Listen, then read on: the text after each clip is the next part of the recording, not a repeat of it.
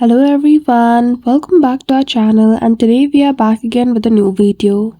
So in this video, I will show you how can you easily fix the issue with volume going automatically down on your Android phone.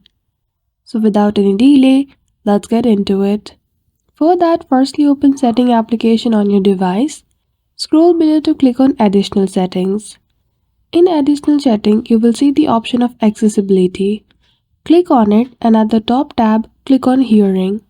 In Hearing section, you will see the option of Mono Audio. Simply toggle on this feature.